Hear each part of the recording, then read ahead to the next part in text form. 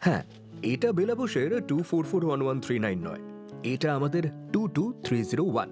সকাল সকাল হাওড়া থেকে পাহাড় যাবার হাত ছাড়ে 7.5 ঘন্টায় সোজা এনজেপি।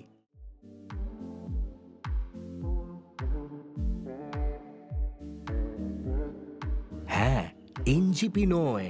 উফ, কতবার যে ভুল বলি আমরা। আরে হ্যাঁ, আমরা একটু দীপুদার ওপর দুর্বল। তবে এবার দীপুর দাদার কাছে নয়, যাচ্ছি দীপুর ভাইয়ের কাছে।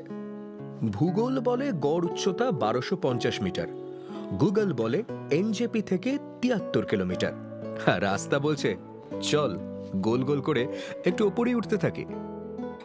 আমাদের ওয়েলকামের জন্য রেডি আইটিসি গ্রুপের ফরচুন কালিম্পং রিসর্ট। ওই পাহাড়ের মাথায় ঝাঁচকচক একটা রিসর্ট যেমন হয়, এটা বোধ হয় তার থেকে একটু বেশি স্পেশাল। কালারফুল ফুল, ইনফিনিটি পুল, নাকি লন, কিন্তু কেন একটু বেশি স্পেশাল সেটা তো মনই জানে। আর মনের হদিশ কেই বা পেয়েছে বলুন তো।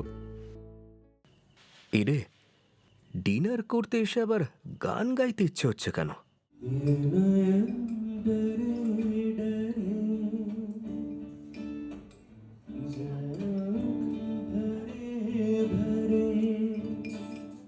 ঠিক আছে, কি আর করবেন, একটু শুনেই নিন।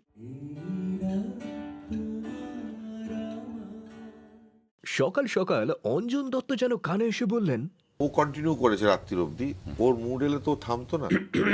Good morning. মন ভরিয়ে দিল কালিম্পং, আর এবার সোজা লাভার পথে। হঠাৎ করেই ঝকঝকে আকাশ থেকে এটা একটা অন্য পৃথিবী।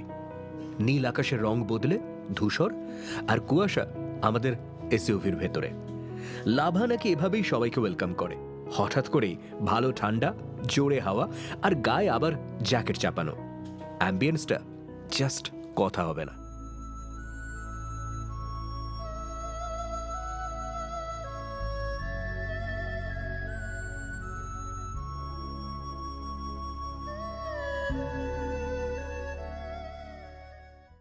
পরের দিন ছোট্ট করে আবার বেরিয়ে পড়া।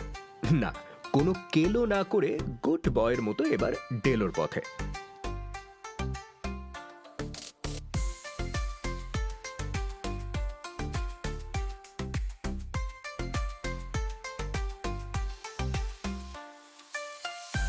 এবার ডেলো থেকে গাড়ি করে বেরিয়ে কিছুটা গিয়ে একটু নিচে নেমে বুদ্ধ পার্ক।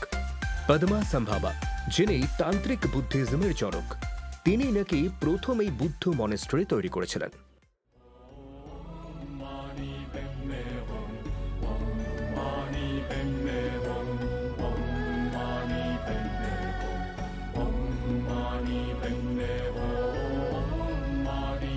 কালিম্পং থেকে প্রায় ওই 14 কিলোমিটার দূরে খুঁজতে গেলাম একটা গ্রাম, চিবোগ্রাম।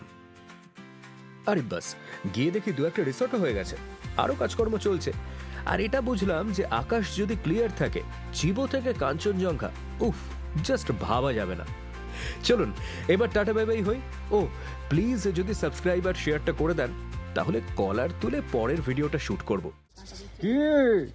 কি হলো ওটা? কি